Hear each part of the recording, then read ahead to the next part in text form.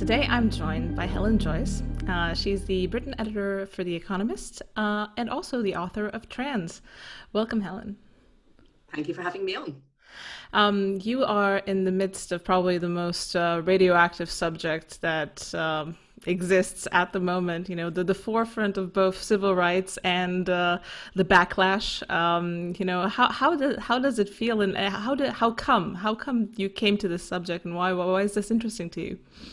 Wow, three big questions there. So the first one, how does it feel? Surreal, really. I mean, who would have thought 10 or even 5 years ago that the question of whether there were two sexes and humans were mammals, and that might be on occasion significant, especially for the female ones, would even be a question, would even be an issue, let alone a supposed civil rights issue. I still sometimes feel like I fell through, to the upside down or something like that. What was the next one? How does it feel? A bit, I mean, just kind of bewildering, but fascinating. And how did it happen? Well, strange, really. So I have been at The Economist since 2005, and I've done various jobs. I was education correspondent. I was Brazil correspondent based in Sao Paulo. And then when I came back to the UK in 2013, I took over a section called the International section, which runs a themed long read every week on incredibly varied subjects, nuclear disarmament, development issues. And one week the editor said, why do kids keep coming home and saying, such and such is non-binary? And I went, no idea, I'll look into it, shall I?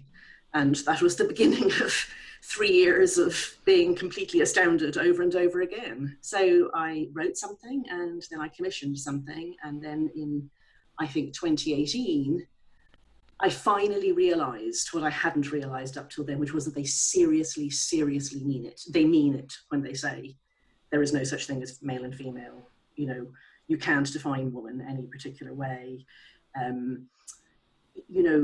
That what makes you who you are is just what you declare yourself to be. And I had not realized that they meant that, actually. I thought that they understood what man and woman were and male and female were, but they were trying to, understandably enough, fit in a few exceptional people who were not happy. And, I'd not actually got a problem with that particularly. And then I realized, no, they really meant it. They were dissolving the whole categories. And that was the moment that people call peak trans. And so I peak transed in late 2018. And then at some point in 2019, decided to write the book. Yeah, I think this there's definitely an acceleration happening on this front. This, like you said, 5 years ago, this was maybe barely fringe. Some people knew about it. Weird forums, Tumblr, I'm sure. Yeah. But now it is probably one of the most kind of aggressively promoted subjects out there. I mean, why now? What was there kind of a tipping point, or what precipitated it? So I'm told by the people who knew a lot about it way before I did that this has been going on for a long time. So there's a journalist, Julie Bindel, here in the UK, who has been attacked on this subject since 2005. She's a lesbian woman who, and the lesbian people were the people who noticed this first. Because if you don't believe that the sexes are real things, then male people who transition to live as women, most of them are heterosexual, in fact. People are always surprised by that. They assume that it's homosexual men, but no, it's heterosexual ones. When they transition, they're lesbians. And the next thing that astonishes people is that transition doesn't mean anything physical, like it used to. Decades and decades ago, it meant that you went through quite extreme surgery to try to turn your body into something that appeared like the opposite sex, but now it just means a declaration. So now you've got heterosexual male people counting themselves as lesbians. And so I'm told, I'm not lesbian myself, I'm told that if you go onto any of the specialist websites like Her or Hinge, a third to a quarter of the people on there are heterosexual men. Beards the lot. And if you say anything about this, you're kicked off because you're transphobic. So Julie noticed a lot before other people, and she has been attacked really non-stop for 15 years because of this. Other people started noticing maybe about 10 years ago, but that's when I was in Brazil. I was just busily writing about, corrupt politicians and the Amazon and economic development and things. So I missed the sort of pivotal moment in the UK where I might have seen the start of this. And then I was just blissfully unaware of it. I would have thought, like most people, that this was the next gay rights issue. Like everyone thinks that at first. The first time you see it, you think, oh yes, this is the next gay marriage. And it's only after you start to look at it that you think, hang on, gay people just wanted to be able to do what they wanted in peace. They didn't want everyone else to be forced to see them as something they're not. Yeah. Yeah, this is kind of the subject that keeps coming up, and I see, whenever I see pushback on maybe some of my posts. I mean, I've tweeted a little bit about trans. Obviously, I'm not as deep into the subject as you are. I'm just have the outrage of someone who's like sees this as kind of like a Gnostic thing of kind of transhumanism, which I also don't necessarily think is a great next step. So yeah, that's kind of my angle. But I see the subject of erasure coming up. Genocide, or just like the idea that by not participating in this constructed identity, me as a third party, I am erasing, I'm actively doing something to harm people in that community, which I think is a novelty in the civil rights discourse. Like usually civil rights means, you either are left alone or you get some form of, support from the government or things like that. I can understand that. But the idea that me not actively participating in a narrative erases someone or participates in some form of genocide, that is a bit new. Like, well, what is up with this line of argument? It's because it's a completely different sort of thing. It's managed to get so far because it looks like a civil rights movement, but it's not a civil rights movement.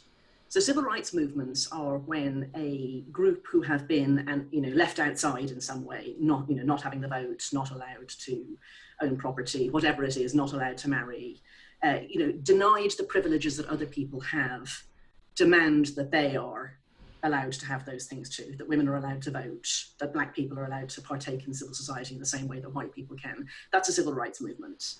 There's no civil rights that people who wanted to identify as members of the opposite sex were lacking. They have the same rights as everybody else. Every female person can do things that female people are permitted to do. Every male person can do things that male people are permitted to do. Trans people want to be permitted to do the opposite sex things. So you're talking about a male person who wants to enter female-only spaces, or a female person who wants to enter male-only spaces. That can't possibly be a civil right, because the only places that we still have that are male and female only are that way for a reason, that women's and men's bodies are different, and they're different in irreducible ways. We have single-sex sport because women are not physically as strong as men, because our bodies are optimized for a whole second purpose, which you're busily experiencing every second of your day at the moment. Yes. So, we have separate toilets for a reason. We allow women who have been raped to demand that they have a woman to examine them for a reason. There's literally nothing left that we do for no reason that's different from male and female people. There used to be, of course, but there isn't now, that everyone can marry whoever they want, that women aren't kept out of certain jobs, and so on. So what the trans movement is trying to do is to say that male people can do things that only female people are allowed to do, and vice versa. And that demands everybody else play along. So that's the bit where they get to you and they say, you're erasing me, you're denying my rights, it's genocide. You are stopping them from being what they want to be, which is what they are not. Yeah. And I know all of that sounds sort of hurtful, but I mean, that's just the facts. That is what, in its essence, is being demanded, that everybody else play along. And in a way, I think people are playing along, at least in the mainstream. You hear people quite often say that, men and women might be able to play the same sports if they're maybe in the same height league or by weight category. This is just, so against just all of... Don't you wonder whatever happened? What happened? I sometimes think to myself, was there a brain worm? Yeah. I mean, the first time I heard these arguments, I was so stunned that I couldn't think of anything to say. The first time somebody said to me, no, men aren't stronger than women, that's a very unfeminist thing to say, I almost couldn't breathe, let alone speak. I mean, the things I have heard, the first time somebody said to me, 1.7% of the population can't be classified as either male or female, the same number of people as have red hair. Now, I'm Irish, I know a lot of people with red hair, but I've never in my life met someone who is neither male nor female. Not once. None of us have. There are rare conditions called intersex, but that's a stupid label for this umbrella set of highly unusual conditions, literally almost none of which raise even momentary doubt about what sex somebody is. So why do people play along? I think the first thing is that people just aren't thinking about it very deeply, and I have full sympathy with that because I was in the same position. Like the first time I heard about it, I just thought, oh yeah, next, gay marriage, fine, whatever. But I had a different image in my mind. I had an image of somebody that wasn't actually thinking that they really were a member of the opposite sex. They were somebody who had this rare condition called gender dysphoria. They went through enormous grief. We could accommodate them, you know, as a rare exception. That's fine. And I think most people are still there. That's what they still think is being asked. And then, of course, the younger people have been grotesquely miseducated. I mean, what they've been taught in the last 20 years, especially from American campuses, like it started in America in the 1990s and then spread, you know, the sort of, as you say, women can be as strong as men, or, I mean, why don't they say that men can have babies then? Like, you know, if women can be as strong as men by trying, then men should be able to have babies by trying. Yeah, there was a movie with Arnold Schwarzenegger, I think, who proved this point. Yeah, it's possible. So there we go, sorted. Yeah, right. I mean, it is still extraordinary to me. I guess there's also the step-by-step thing, you know. I think anyone who really believes the full madness now certainly didn't believe that 10 years ago. So it'd be interesting to see how if you could get them to think, like, I've never managed it. You know, how did you feel 10 years ago? 10 years ago, you didn't think that men could be women. You know, 10 years ago, you didn't think that it wasn't possible to define the word woman. How did you come to think that? Because there's been this weird rewriting of history that we always thought like this, and that I'm the weirdo who thinks differently. Yeah. Do you think this is tied into kind of the general polarization that you see between, you know, what's called the left and right, and, you know, people who are kind of gripping onto tradition and categories like that, because in a way, because it is so tribal, it's like, okay, you know, what does my tribe believe? You know, we believe women, we believe in minorities, this is a new minority, you know, don't think too much about it. I'm just gonna, you know, hang my hat in this corner because this is the right side of history. And I feel like a lot of people are just kind of throwing in their hats with the right side of history and not even wanting to think too much about it. Because I think that's completely right.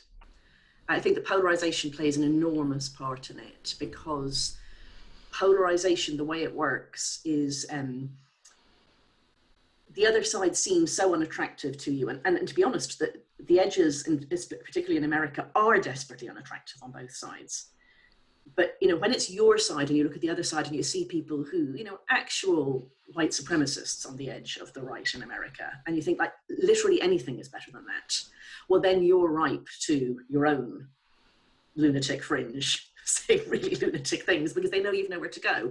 And then you become the crazy thing that the other side looks at and says, well, I know we've got white supremacists on our fringe, but I mean, those people actually pretend there's no such thing as man and woman. They're actually literally insane. And so both of you head off in the opposite directions, and your lunatic fringes can do what they like. And, you know, I'm sure that most Republicans and most Democrats don't believe the same thing as their lunatics do. And yet it's the lunatics who get to set the policies. Yeah, let's see, the intransigent minorities, the people who are out there screaming about this stuff, and few people are. I mean, I think with kind of politics as consumption, or politics as entertainment, more people are consuming the narratives, you know, even through Twitter or things like that. But it's still pretty fringe. I want to ask you as well about why do you think the UK especially is a kind of a battleground for these conversations? Because, you know, this stuff is happening obviously in the US as well, and like you said, it has deep roots in US campuses, and kind of that's where the origin point is. But at least for TERFs, or the so-called trans exclusionary radical feminists, the UK seems to be, you know, the mother lode. That's where they. So, I think it's because it's at a sweet spot. If you want to have a row, you have to be you have to have a significant number of people on both sides. So, I mean, this is an American madness. Like, this was literally cooked up on American campuses, and it spread from there, because what happens in America does go global because of America's cultural dominance. So when I say America, I mean half of America, blue America. So obviously it spread to Canada, nearest neighbor. Canada's like just blue America. So there's not even a red America to stand against it. So Canada fell completely. Canada's all full-blown trans women, you know, let rapists into women's jails. It's massive human rights abuse not to let males identify into, you know, any sports they like, any women's sports, etc., etc. Canada's like that. It's like California. Mm-hmm. Next culturally closest would be the UK, but actually the UK hasn't got some of the same neuralgias as America does, in particular on race, and it's not as polarized. So it has got, I think, especially on universities, it's very similar to America. So it imported the ideology, and the ideology did take root. But there's a very significant strain on the left that is not like that at all in the UK, which there isn't in the US. The left in the US is a very performative, linguistically based, campus-driven left. In the UK, there's still a strong materialist sort of left that grew up out of the unions, that takes no shit, basically. Mm-hmm. So there's a lot of women here who wouldn't be, you know, they're not sort of what you might call glass ceiling feminists. They're still too much domestic violence feminists. And so those women never fell for it. And that makes it very hard to say that it's a polarizing topic here.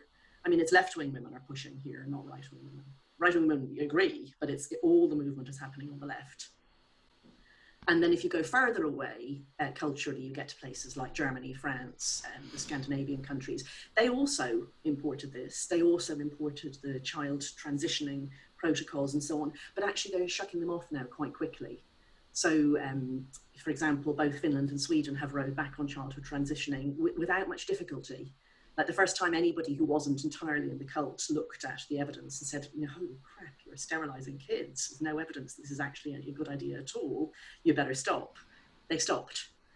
So it's the sweet spot, basically. It's the sweet spot where they've imported enough, but there's enough resistance. Other countries are either right down the rabbit hole or, you know, this is a bit mad. No, we're not doing it. And you're seeing it being rolled back in the UK as well, because there was the recent Kira Bell case, which I think kind of was a landmark case.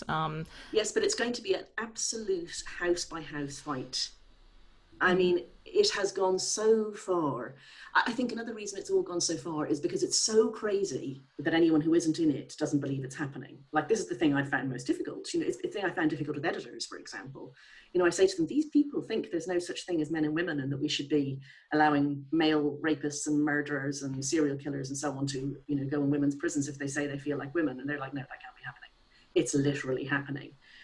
But you have to shout for a long time before somebody believes you. You don't really believe people are sterilizing children. They are sterilizing children. You don't really believe they're going to allow men to identify into women's rugby. They're doing that.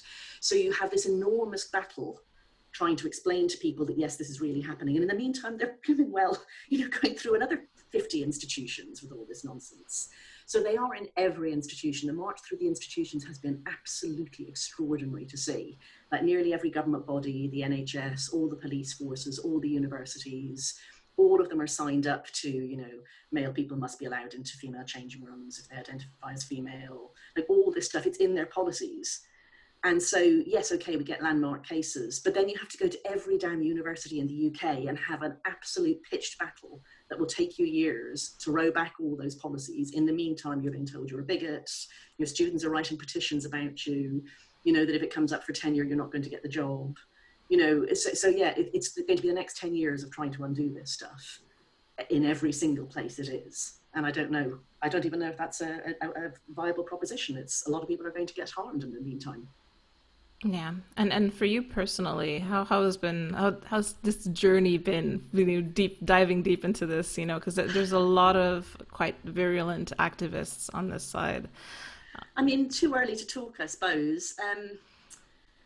I mean, work has just let me get on with it. You know, I told them I was writing the book, and I write the book, and then I do my job, and those two things have been quite separate. So that's really important, because I think a lot of the women who've had to go silent are the women who have realised that, you know, there's a very credible threat that they're going to lose their jobs. I mean, there's a lot more women I know who've lost their jobs than is publicly known, because you don't want that publicised. Like, if it becomes known, your name is attached to, oh, she's a troublemaker, she's a bigot, like, especially if someone can say you're a bigot.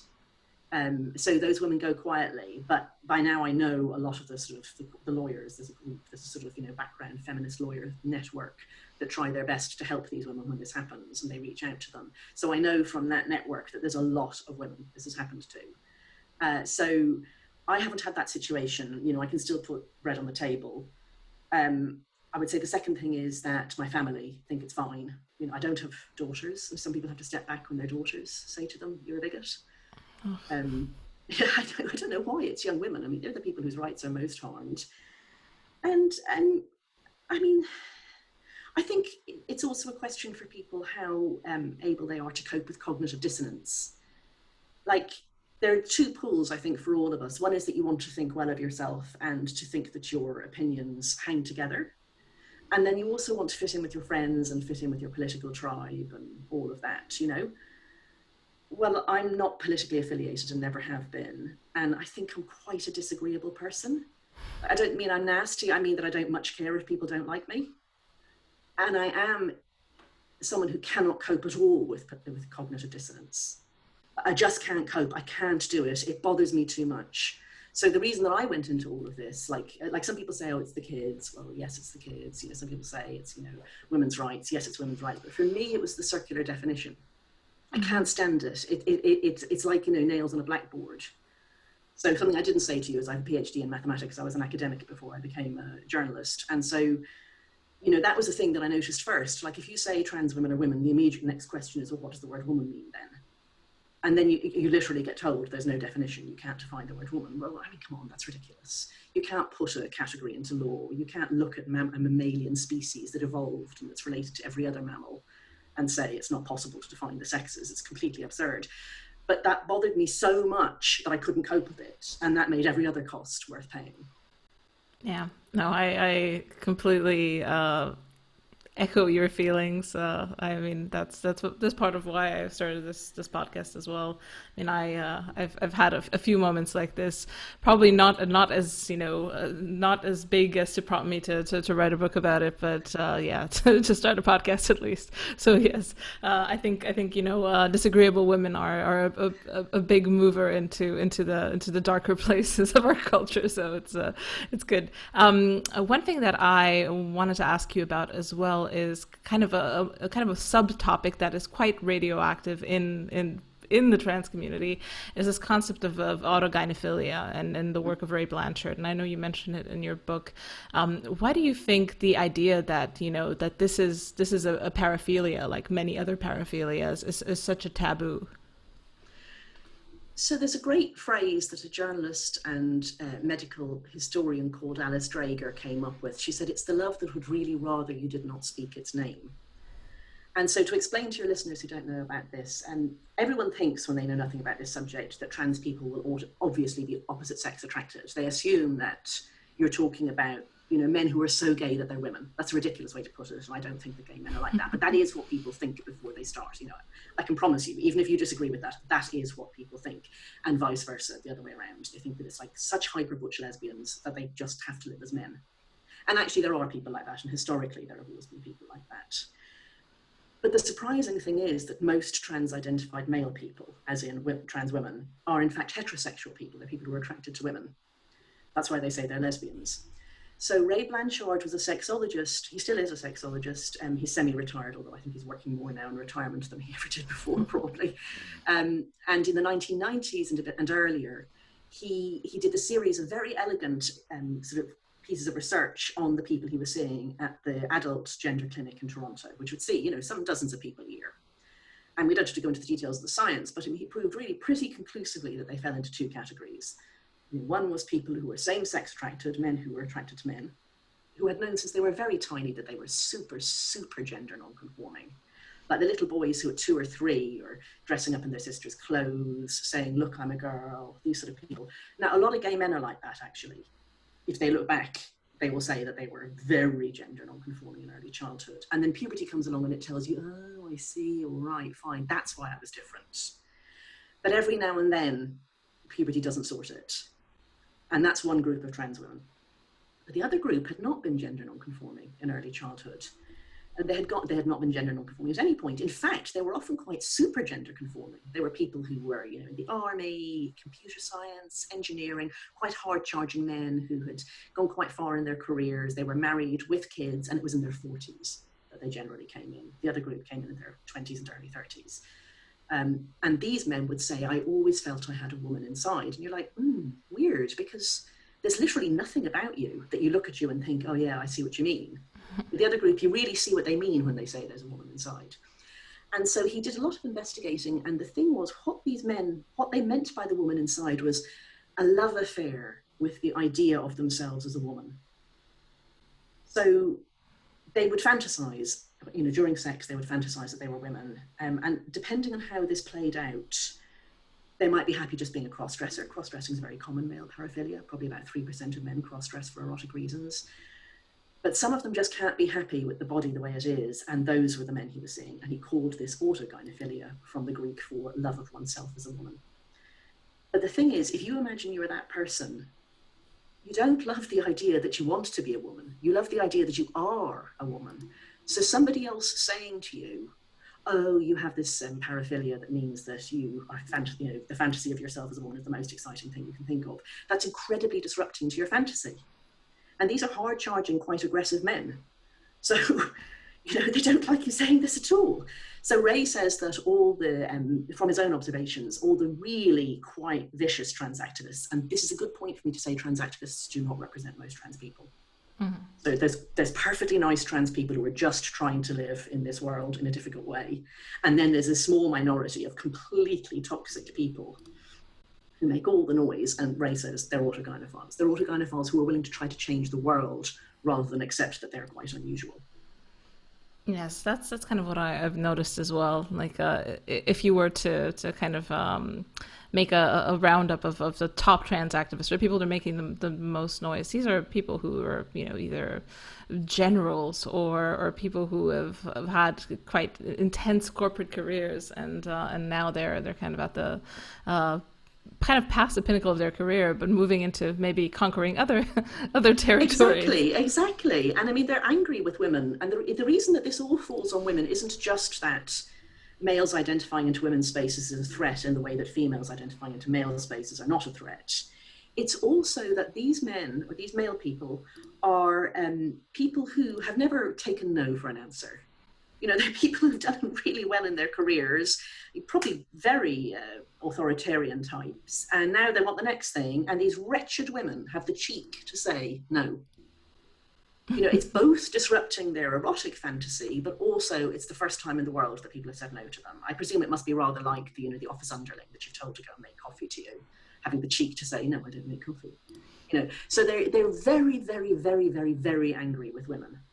And they're very angry specifically with lesbians, because it's lesbians that they want to have sex with. And it's also, having a lesbian have sex with you is the most validating thing that you could possibly have if you are, a man who wishes to be a woman. It's like achievement unlocked. They'll even say that. I've seen so many pictures of men who have just transitioned, and if they're in their first day out in a dress and lipstick, and they go into the women's loos, and then they take a picture of themselves, a selfie, in the mirror in the women's loos, achievement unlocked. It's like, God almighty, this is not why we made women's toilets. Yes, and that's, I think, a lot of the stuff that comes out of the forums and out of, Reddit and things like that. I think, the fact that people have access to that information and, women see that as well. I think it really is a good leverage point to, have a closer look at the community. And I know a lot of women don't like what they see. Like, that's kind of... No, of course not. It's horrible. But it's also very difficult to talk about in the mainstream, because you sound like you're the weirdo and pervert. And especially when you're not meant to use the words male or man about people. Like, if you're meant to be calling somebody a female even, at first I thought, oh, well, okay, the words man and woman are now gone, but we can at least hold on to male and female, which do mean the same thing right across the animal kingdom, by the way. But now you're transphobic if you call a trans woman male. You have to call them female. But they're not female, they're male. If they were female, they wouldn't be trans. But anyway, so here I'm talking I'm saying male and female to use their proper words. But if you try talking to a trans woman on Twitter and you use the word male, you will get kicked off by Twitter. You will lose your account. So you're not even allowed to use the word male. So what are you to talk about? You get onto penises. You find yourself just trying to defend the fact that there are two sexes and you've got to bloody genitals, we don't go around the place going vagina haver and testicle haver and so on, but that's the language they want us to use. And one of the reasons is because it's so hard to argue for your rights if you go straight to penises. I can't believe I'm saying this. Yeah. I was a very ordinary middle-aged woman, and here I am talking about penises on a podcast, So you want to say, okay, this person shouldn't be in women's rugby. Why? Well, they're male. Oh no, that's transphobic if you say that. Bloody hell, now I have to talk about penises again. Exactly. They just want to make you talk about penises, and yeah, they really do, because then you look like the pervert. Then they say, oh, you're a genital fetishist, and why do you care what's in someone else's pants? I don't care what's in someone else's pants. I care whether they're male or female, but you wouldn't let me say that. Yeah, because there is no definition except for total circularity on what that Yeah, actually is. yeah. I mean, there's a lovely one that I saw, a pretty well-known trans woman athlete called Rachel McKinnon, who now goes by Veronica Ivy, Canadian, who won Masters, that means like over a certain age, World Cycling Championship as a woman. Now, I mean, this is a male person who's really very big, very male. I wouldn't have said a particularly good cyclist for a male, not in great shape, completely able to blast the females out of the water, the world's best over 35 cyclists, and got an op-ed in the New York Times. And the New York Times is meant to fact check even its op-eds. And there's this sentence in it that, I am racing in the women's category because that is where I belong. I am a woman, I am female as well. And they left that sentence in, I am female as well. Well, then that's another thing that's happened during all of this. I have lost so much respect for so many of the commentators and meaning makers. I didn't know until I did this that somebody like the New York Times would leave a sentence like that in something. Yeah. This is Gilman amnesia. Whenever you know a subject very well, that's but you don't have to know something very well to know that somebody who's a trans woman isn't female. Like that's the thing that amazes me about it. This isn't a hard one. This is something that 2-year-olds know. I mean, they don't quite know what makes people male and female, but I mean, people are born able to recognize the difference between male and female. They recognize male and female voices. It's hardwired into us. So this isn't, they said something stupid about quantum mechanics. This is that they said something stupid about like the most basic classification of the species that we are and the way that we reproduce. I mean, I've thought about almost nothing else for about 3 years now, and I still boggle. Yeah, so you've mentioned before that there is this category of kind of the high flying, ultra powerful male to female trans person, which we see in overrepresented activists. Is there a very stark difference between how the trans phenomenon manifests in men and women outside of this kind of little fringe group? Because for example, I went on Pinterest recently, and they were really trying to sell me on the female to male trans stuff, which was quite shocking to me because I was just there to, I don't know, check for baby stuff, and like every third pin was about easing my transition, and I was like, is this a cookie or something? How did this come to me? You must have searched my book or something like that. I must have, yeah, chasing something. you around. Yeah. So this, I didn't think much about my sex before this topic. I mean, I would have said I was a feminist from when I was a teenager, but what I meant was that I believed, that women could do everything that men could do, except for obviously there are actual differences between men and women. And then I went and did a maths PhD and, had kids and mixed up whatever I wanted to do and didn't give it any much more thought and didn't spend my time walking around the place going, gosh, that's very masculine behavior. Gosh, that's very feminine behavior. And then I come to this topic where we're meant to pretend that male and female don't exist. And I see sex differences all the time. I've never seen them so clearly. It's incredible. And one of the biggest ones is in what you say, which is the way that transgenderism manifests in males and females. So males, the minority, but a sizable minority, is same-sex attracted male people who just find that they fit into the world so much better as women. It's so much better. Now, that makes me a bit sad. I have gay male friends and relatives who are very close to me, and it makes me sad that the world can't accommodate ultra-feminine gay men very well. But, some men feel that it can't. And then on the other side, you do have the butch lesbian transitioning. I mean, some people say there are no butches left anymore. They're really nearly all calling themselves trans men now. They've cut their breasts off. They're on testosterone. But then that's not the majority. And in fact, it's not the majority of people who see clinicians now. It's a wholly new group, which is teenage girls. So teenage girls were first mentioned in the literature in, I think, 2011, 2012. So really recently, it wasn't even a phenomenon. And the very little kids who said that they were members of the opposite sex were mostly boys. And suddenly there's this huge group of teenage girls who are saying that they want to be boys, or they're saying that they're non-binary, or they're saying they're demi-boy, or they call themselves it's he, they. So they don't mind what you call them as long as you don't call them a girl. And a lot of this flies under the radar, and you don't have teenage kids, I do. And if you ask around, other mothers and other people who have kids in big liberal cities, you'll find like really an incredible proportion, maybe like 5 to 10% of the girls are identifying as something other than girl. So there's sort of two things happening there. One is I think it's unbelievably unfashionable to be a girl. Mm-hmm. Like there's always been this thing that younger women think older women are just incredibly tedious. Like it's awful to think that you're going to turn into one of those fat sows, you know. So, I mean, really, that is what teenage girls are like. I saw a horrendous one the other day. Somebody showed me a chat on a WhatsApp group between two non-binary girls. I mean, they're, you know, mid-teens, and they were talking about how transphobic somebody they knew was. And one of them said to the other, you know, TERFs should have to shut the fuck up. And the other one said, yeah, stitch their mouths closed, stitch a bitch. And these are two teenage girls talking. Mm-hmm. And, you know, the internalized misogyny is just unbelievable. Misogyny is always very linked with ageism. You know, it's older women who are really hated. Young women, the value is seen in them. They're beautiful. They're sexually interesting. Once women have stopped being sexually interesting, they stop being of any interest at all. And they're meant to just shut the fuck up and do the washing, you know? And even young girls think that too. So there's that thing of identifying out of being a woman, identifying out of, you know, our bodies are difficult. A lot of teenage girls don't think they want to be mothers. They probably will be mothers, but they don't think they want to be. And then the other one is this is just the latest fashionable self-harm. And girls are the ones who self-harm more.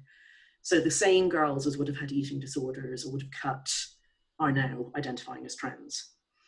And there's the internet has come along at the same time. So they go onto Tumblr. Tumblr was a nightmare, absolute nightmare. It was just like an attempt to create a social contagion, and it succeeded. So yeah, it's just nothing like that. I would say that there's another group of boys, teenage boys recently, and I didn't write about this in my book because I wasn't really aware of it enough. And if I ever write more about this, it's the teenage boys I'll write about. And they're the kind of quirky, autistic spectrum, maybe autistic traits, kind of weird boys who don't identify with being a boy much, but, you know, you wouldn't have thought about it very much. And now we talk this whole toxic masculinity thing, and nobody wants to be a toxic masculine person, you know. So they think they can identify out of that. And, you know, when you're a teenager, you think that you're immortal and you maybe haven't had any operations or any serious injuries, and you don't understand what transition means. And it's sold like you can just be turned into a member of the opposite sex. You don't realize what a major operation a hysterectomy is, or, you know, yeah, I mean, they really are, they're really, in the phrase of journalist Mary Harrington here in the UK, you know, it's like meat Lego. Like you're taught that your body is just something that can be at will, bits chopped off, bits added on, and it'll be the same. You know, like they complain even if you say, well, it's a neo-vagina. You know, if your listeners don't know the way that trans women, if they go the full way, what the operation involves is taking out the inner part of the penis, leaving the nerves and the skin, and inverting that into a new cavity that's created. So you've got something that you know, outwardly and cosmetically looks like a vagina, but the vagina is actually a very complex organ that can do amazing things like expand to allow a baby's head through. It's not a vagina. This is a penis's skin.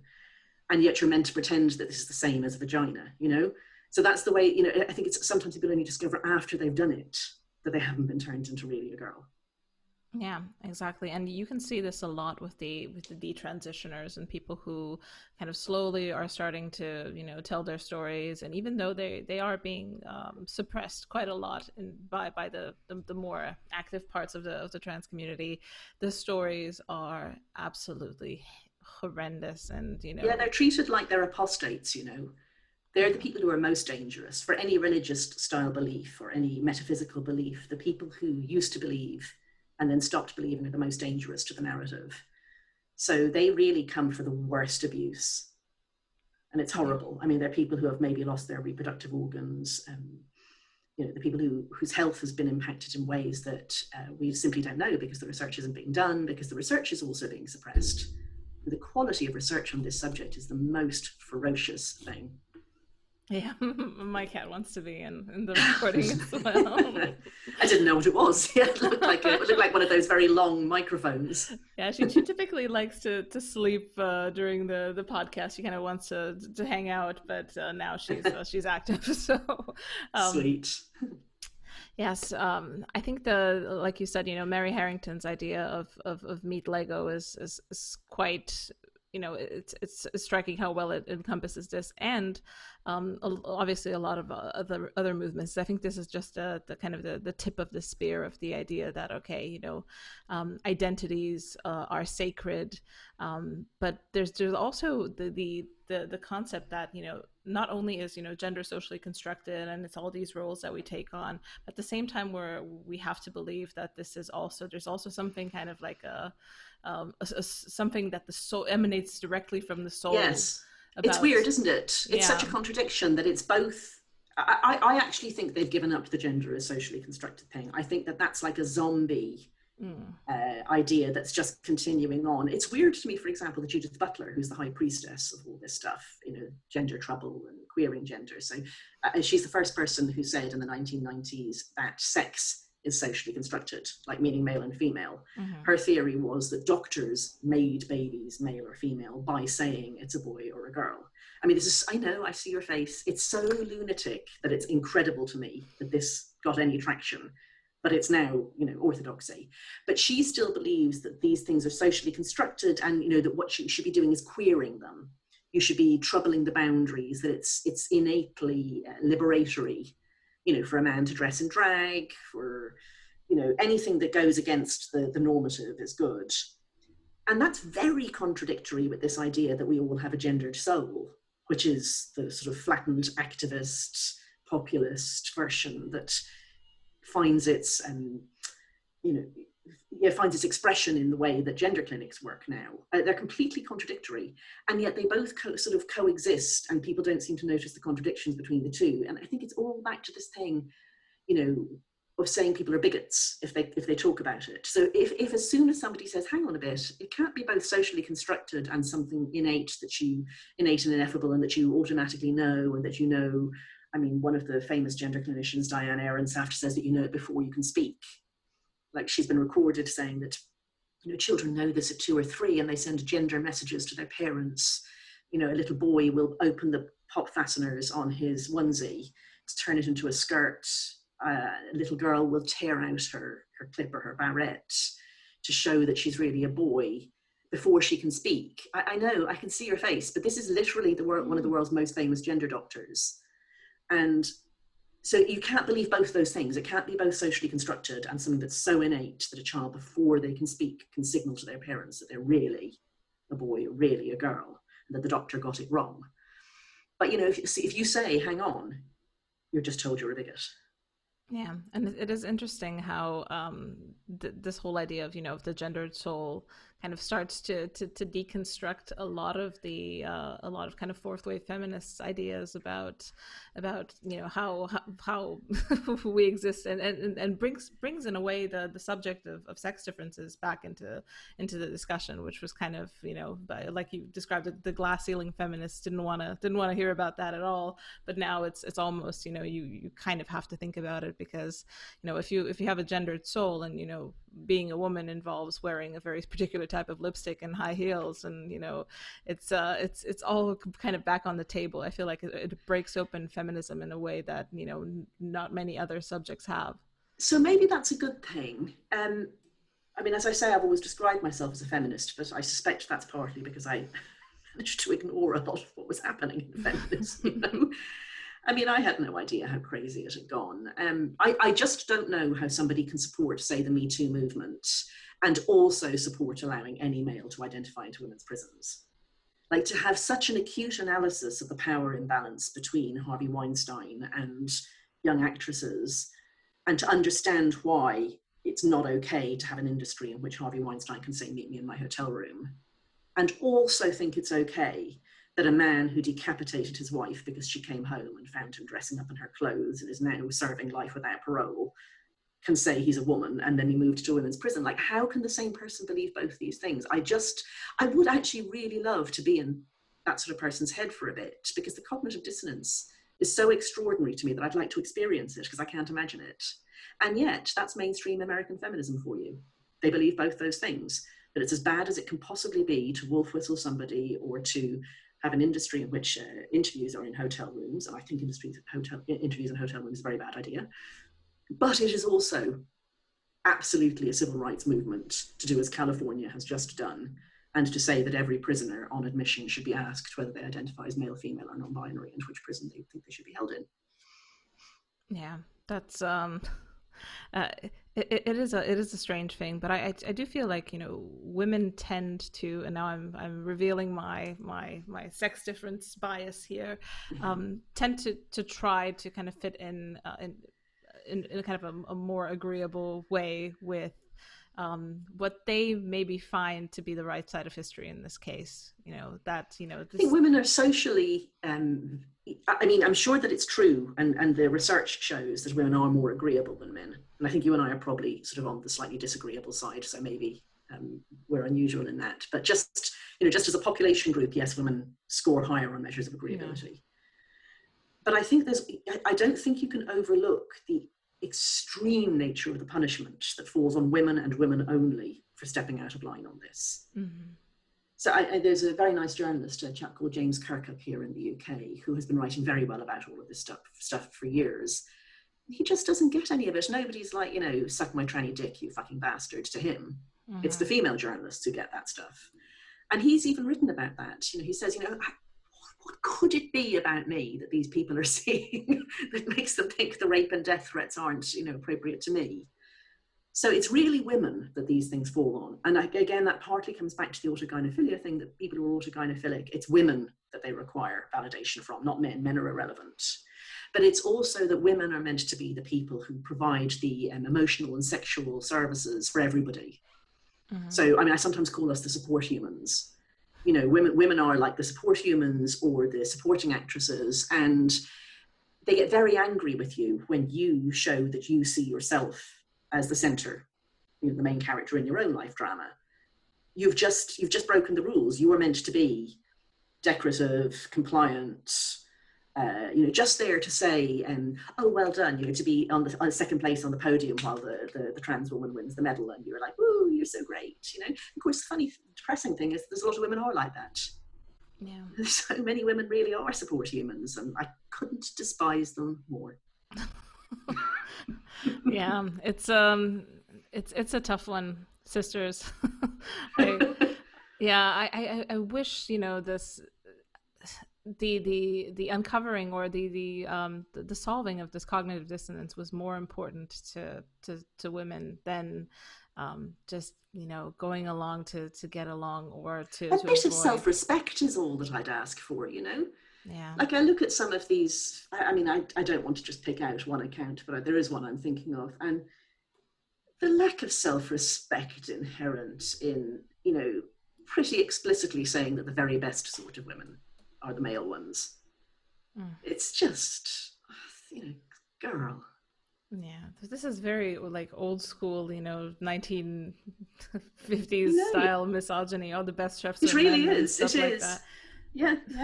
Maybe, but Jesus, it's quite sad, and I feel like, you know, a lot of what prompted me to, you know, be a bit more outspoken was my frustration with you know, the silence about really obvious glaring issues in women's circles. Yes, and all. I mean, can you call yourself a feminist if you know that rapists and serial killers are being transferred into women's prisons and you say nothing about it? In my opinion, no. Like, that's like a rock bottom condition to regard yourself as someone who stands up for women. It's an absolute human rights abuse, and if it were done in the context of war, it would be a war crime. Yeah. There's no American feminist group, except for the tiny new ones like Wolf, Women's Liberation Front, who are saying a damn thing about it, except, ooh, good for Governor Newsom. Yeah. My God. It tells you a little bit about kind of what the final purpose of these movements typically is, and it's you know, to give identity to the particular members, to you know, to be a balm for the soul about, you know, where one is on the side of history. Identity to some members, not to women. You know, it's amazing, isn't it? And isn't it interesting that they don't take the same approach to race? You know, you can't identify into another race. I mean, some people say maybe we will be able to one day, but you know, if you look at Rachel Dolezal, so if people remember, that was some years ago, a woman of entirely white European ancestry who I think had a very sincere interest and identification with African American, Black African history, taught it, And she used fake tan, and she had extremely curly hair naturally, so she was Mm-hmm. able to sort of just look like she was mixed race.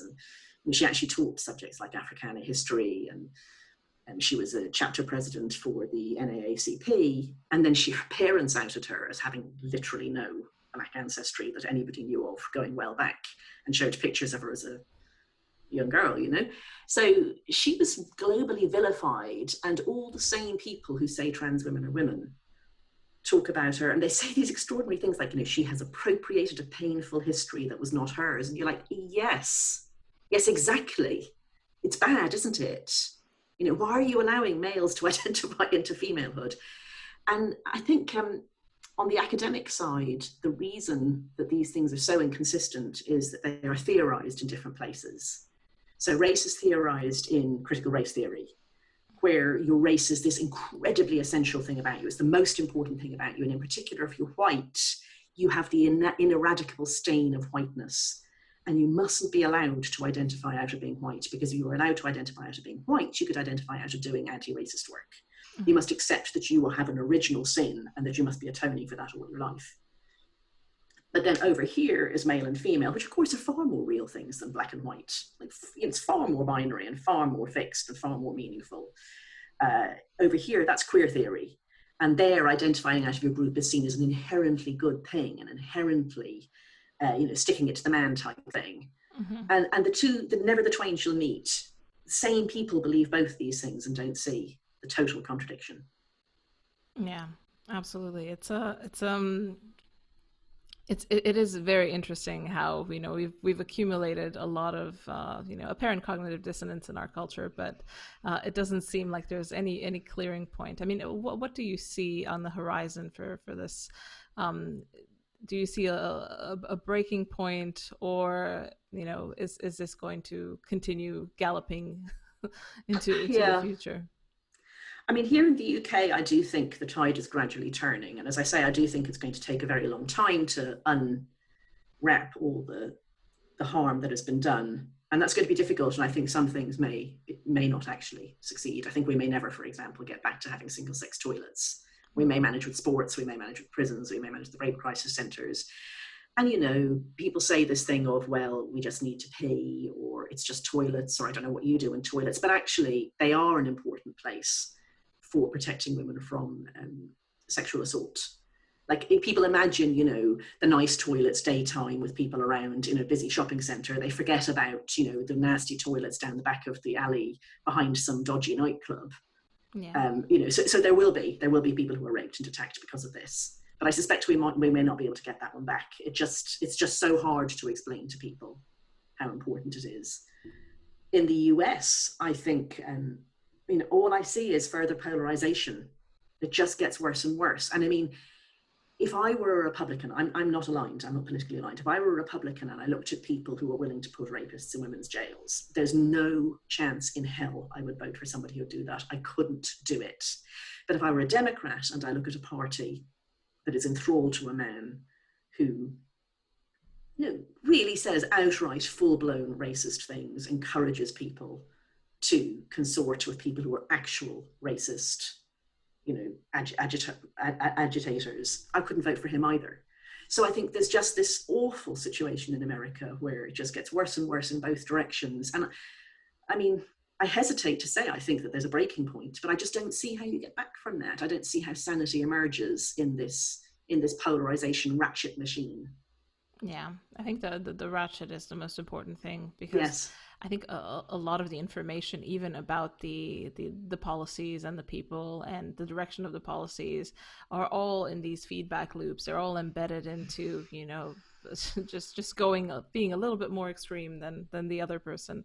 So I think at base, none of these people are as bad as their enemies try to make them out to be. But at the same time, they're kind of encouraged to be worse, just because to distance themselves from, you know, the center ground, which doesn't really exist. I don't think it ever existed, but now it really is kind of like a hollowed out bomb crater. No one wants people to say touch they it. want it, but they wouldn't vote for it, you know? You get the politicians that you deserve in every system, every democratic system anyway. So it's just not true. People vote for this. People voted for Governor Newsom. People voted for Joe Biden. People voted for Donald Trump. Large numbers, tens of millions of people voted. not from Newsom so much, but at the national level. It's, yeah. What else are you to do? It's not like they're offering somebody else, you know. I also wanted to ask you about the phenomenon of trans widows, of these the women that are left behind, especially in the, you know, kind of the cases where, according to Blanchard, we're dealing with autogynephilia and people in their 40s with families. And I've seen some some voices from this space kind of speaking out finally. And those stories are also absolutely horrendous. I'm curious if you think that this is an interesting lever in the discussion, or if anyone's paying attention to these women. I think they're the most silenced women imaginable. So one of them, who I interviewed in my book, who goes by the name Tinsel Angel, I genuinely don't know her real name. She's that paranoid about her ex-husband, who is, you know, someone she doesn't really want to have anything much to do with if she can possibly help it anymore. She was actually invited to talk to a parliamentary inquiry. I don't know what it is.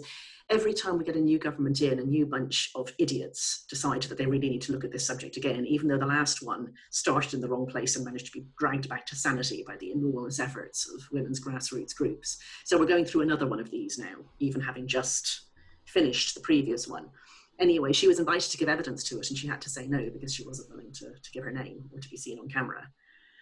So they are more silenced than detransitioners. They are the most marginalized group, and that is because they are the most disruptive group to the narrative. What they're meant to do, and what some do, is to say, I was always a lesbian.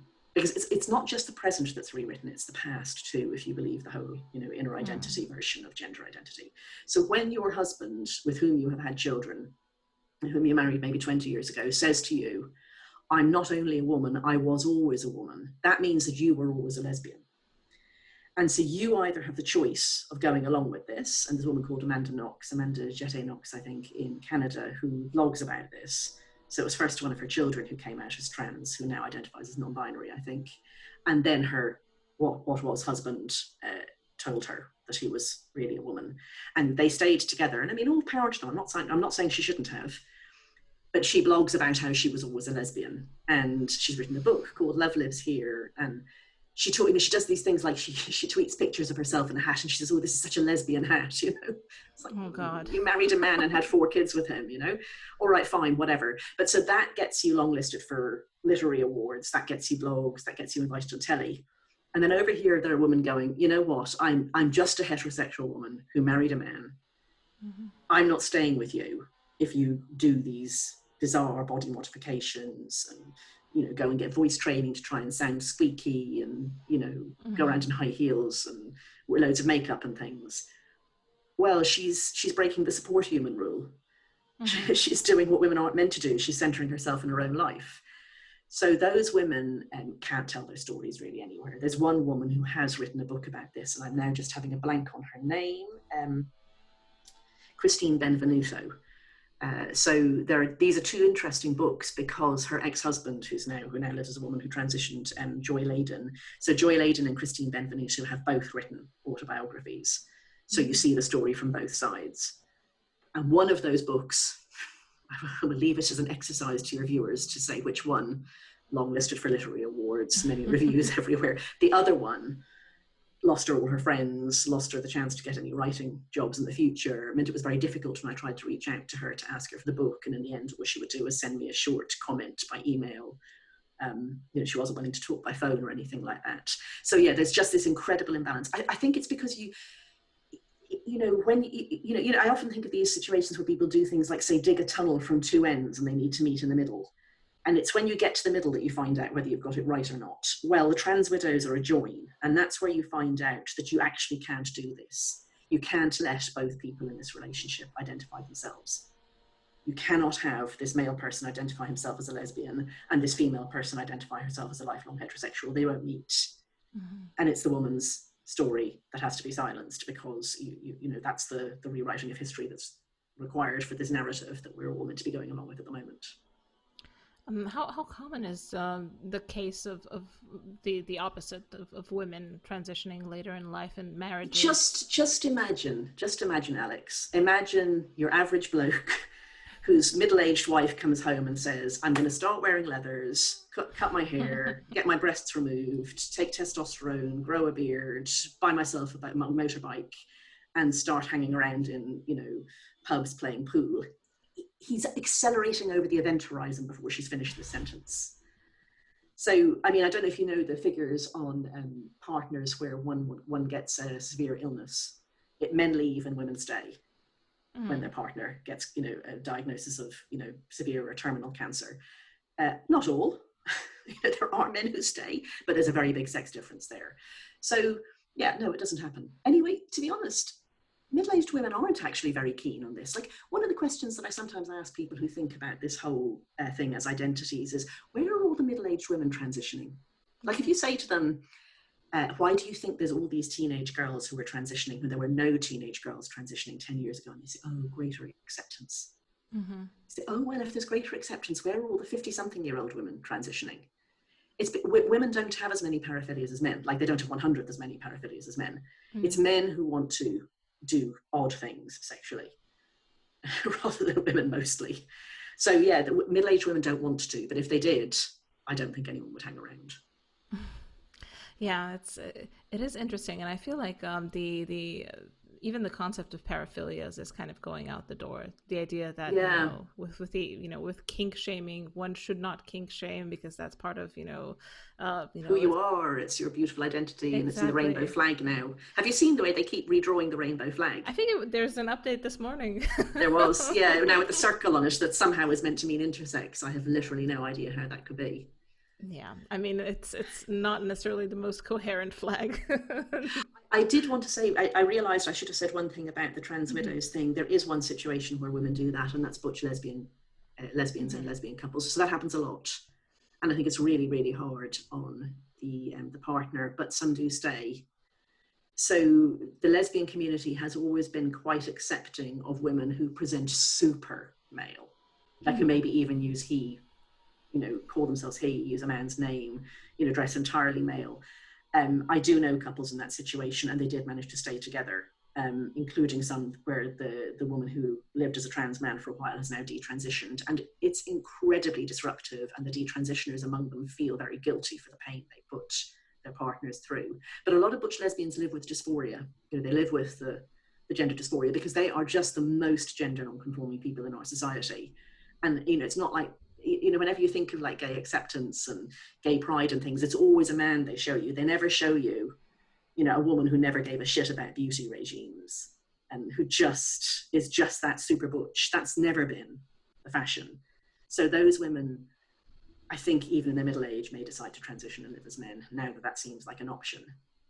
Yeah, and for kind of the teenage contingent, these this growing army of girls who don't want to identify with their birth sex, do you think this has something to do with how virulent the standards are and how one can gain attention for their sexuality? Like, it's pretty standardized what you should look like if you're a woman who can bank on her sexuality. Like now with Instagram, faces, the literal morphology of faces is converging to one type of beauty, and I could understand that someone might want to opt out, especially if they're quite far away from that standard. And yes. Or even if they're very close to it. Among the people I interviewed, the detransitioners that I interviewed, some very pretty indeed, and really very implausible men. There's one I'm thinking of, she's really small and curvy and extremely good looking. It's like, how did you think that you were going to be taken as a man, It's so completely unrealistic. Like, she told me that when she came out to her ice skating teacher, like, he just couldn't keep his face straight. Like, so she wasn't even masculine, So there's so many different routes whereby teenage girls can come to this now. Absolutely, definitely escaping from the pornified culture is part of it. Like, most kids now see really gruesome and grotesque violent porn before they even start to have sexual feelings themselves. This is disturbing for all of them, but imagine you're a girl who sees people being choked and spat on and, trebly penetrated and beaten and throttled, all of these things before you even start to have sexual feelings. Who'd want to be a woman if that's what you're going to grow up to be? So the porn is one thing, and then the beauty standards is another. Like, it's so impossible, that plasticized Kardashian sort of look. And if you think that and then the third one is that it has always been the case, and this is the point of the title of The Second Sex, is that it's men who are fully human and women are not fully human. Women are, they're the other. They're the, man is day, woman is night. Man is, seed, woman is soil. All of these things, like in all these binaries, the man is the actor, the woman is the subject. And if you want to be a full human and you feel yourself to be a full human, well, I was born in 1968. In the 1970s and 80s, we were told all of that's bullshit. You are a full human. A woman can be anybody. You can do what you like. Now they're not told that anymore. Now they're told that if you feel like that, you're a man. So they're retaught these sexist stereotypes. They're told that if you don't feel that the pink box suits you, you must jump out and try to be in the blue box, and not like screw boxes, which is what I was told. So that's another route. So I think the sex, the porn, the beauty standards, the incredible miseducation that they're getting in schools now and on Tumblr as well, and just fashion, just contagion. Teenage girls are often pretty damn miserable, and this is the latest way to be miserable. And then the attention that they get. So it's the most perfect, brilliant, beautiful thing that you can be now. It's the latest identity, the latest fashion. I feel very sorry for kids who make irreversible changes because of something that's so fashion driven, because nothing lasts, no fashion lasts, but they're going to have the physical modifications for the rest of their lives. Yes, and the fact that there's no warning label anymore on these things.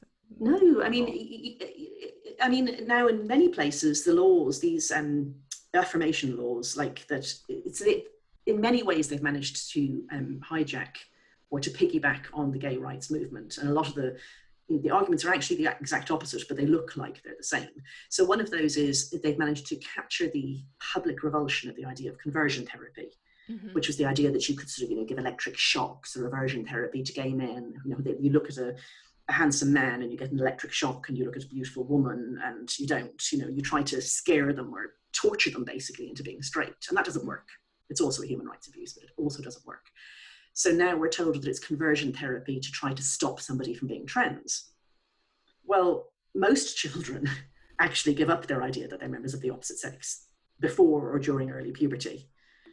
So if you just immediately jump on the idea that they really are trans, you're the one who's committing a conversion.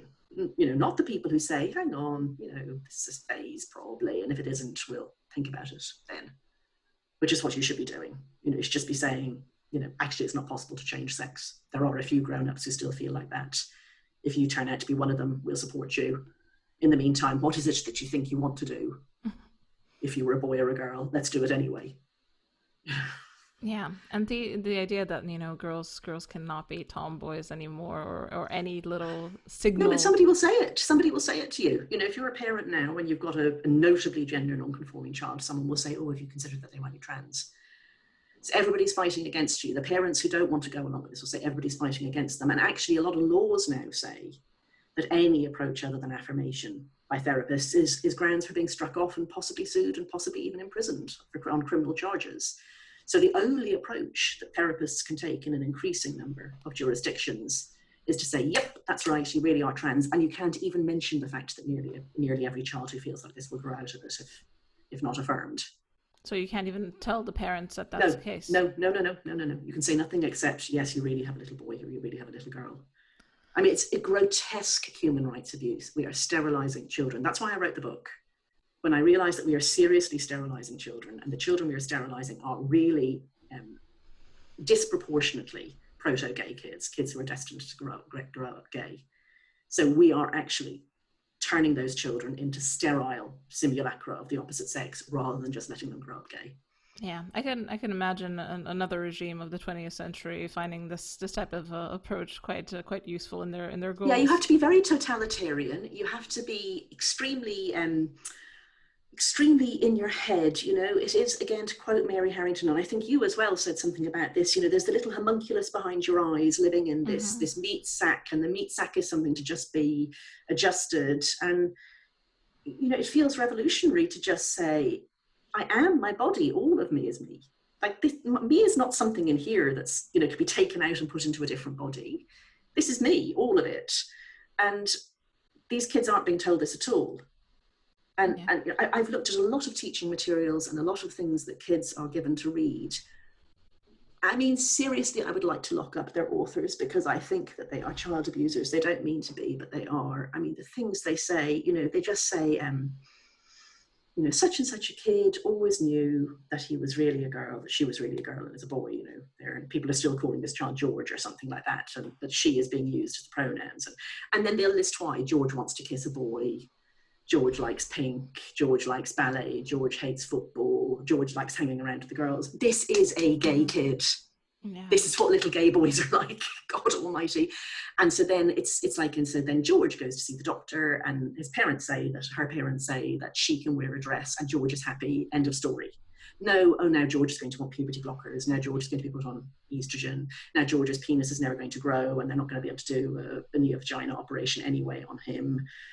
George is now sterile. George has no sexual function because we gained that during puberty. George is now looks great, but George is a sterile, sexless being. That's the truth. Yeah, it's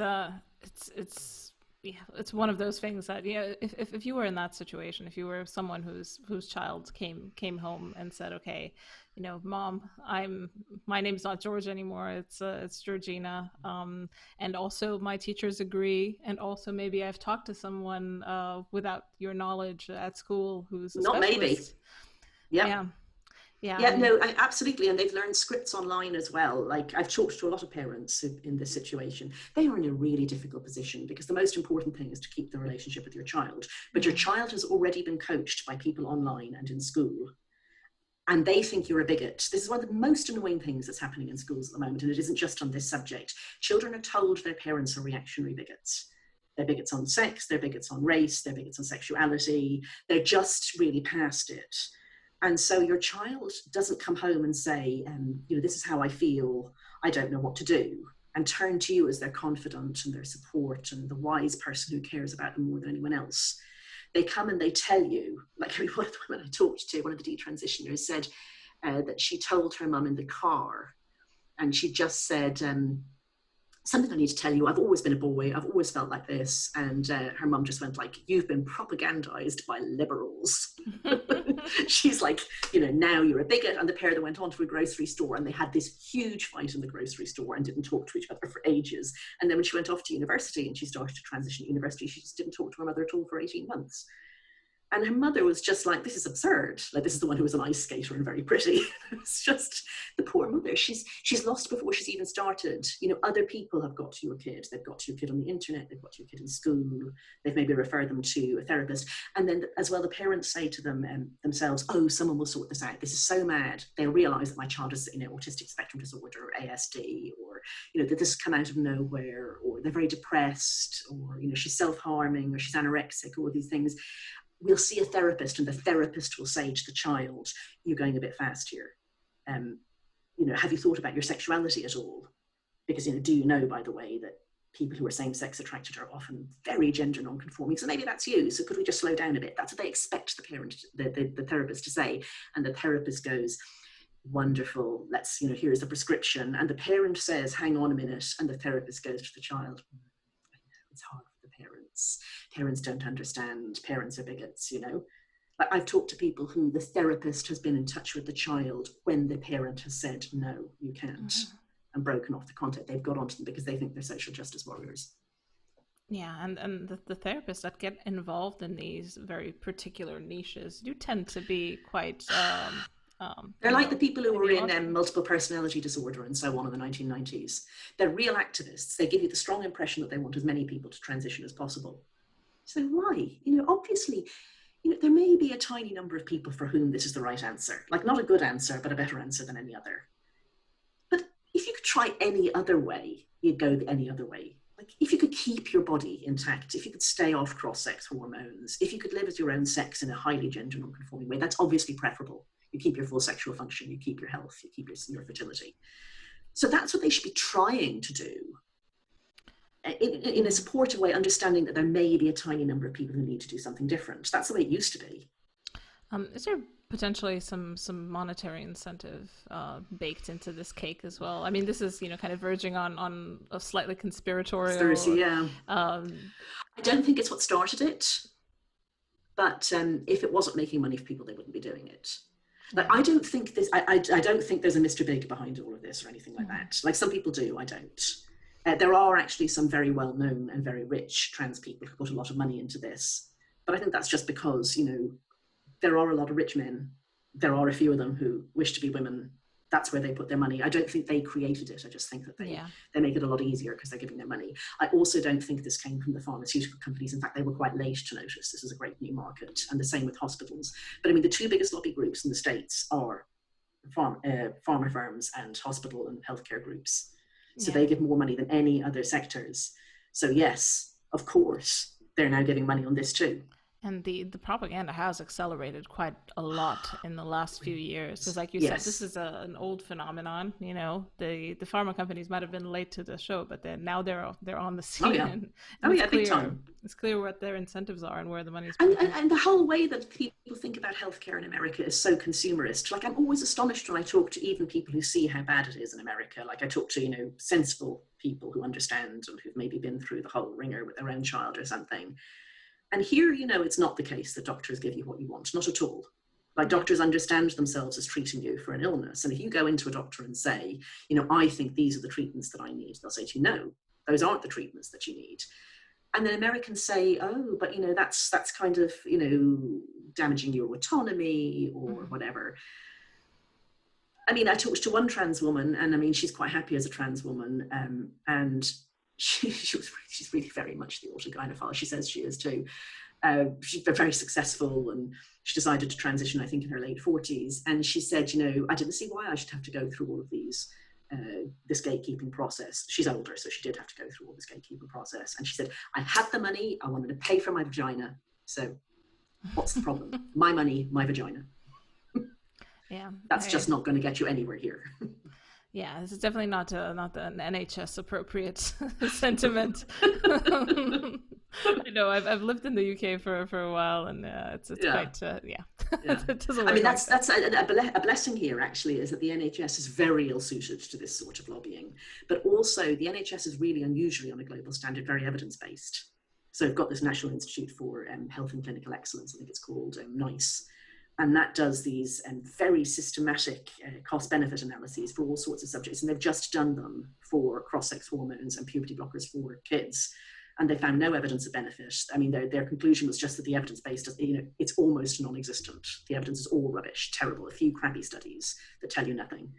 And because they have this as an extremely systematic and standardized approach, you know, they just go through these things, and then the NHS doesn't do things if there isn't evidence for them. So there's quite a good chance of getting them to stop.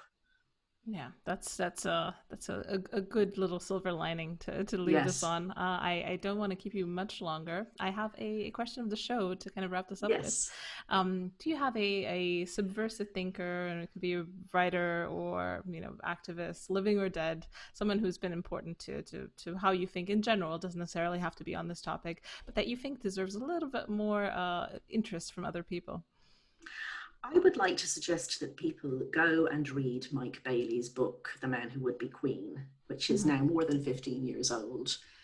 It's a very honest book about what he calls androphilic males. These are same-sex attracted males, some of whom will live as gay men, some of whom will live as trans women. And he also looks at the difference between autogynephilic males and androphilic males who become trans women. Mike got harassed to pieces for writing this. I mean, the most horrible harassment. Some trans activists created a website and put, you know, doxed him on it, put pictures of his small kids on it with horrible captions like, you know, is this child a cock-sucking pervert, and this sort of thing, you know, with their faces, everything. They complained about him to his state licensing authority. They tried to get him fired from his university. They spread rumors that he was an alcoholic, that he'd broken up his marriage because he was so abusive, all this sort of thing. And it was completely unhinged. And it would all have worked, except there's a woman called Alice Drager, who I mentioned already. And that's the second book I would suggest people read, is her book, which is called Galileo's Middle Finger, in which she documents several medical scandals, one of them being the suppression of Mike Bailey's work. So Mike is still receiving all this crap now, more than 15 years later. So yeah, go and read Man Who Would Be Queen and see what activists are willing to do when they're completely unhinged. Yeah. Okay. That's startling for Mike. Yeah, that's a terrible situation. I think it's probably getting worse now because this is heating up quite a lot. And I mean, Yeah. I also want to point people towards your book, which is out. I probably now, by the time I'm releasing this, because now this is probably going to come out a bit later. So July 15th in the UK. You can order it from the UK if you go to a bookstore called Blackwell's. They will post to most countries free. It's not going to be out in the States until early September. Perfect. So go to Blackwell's. There's Blackwell's. Also, yeah, I'm a big fan of Audible. So if you ever have an audio version, that would be lovely. We are trying to arrange one. You may not be surprised to learn that this was a hard book to get published. It's been hard to get many of the other things, like an audio edition. I can imagine, but I'm really happy that you've made it, and I'm really happy to have you on. It was lovely speaking to you. Thank you very much. And good luck with the rest of this baby making business. The adult human female. Yes, adult human female. I've got about 4 weeks to go. We'll see. We'll see what happens, but I'm very excited about it. It's great. It's a special time. All right, Alex. Bye. Bye.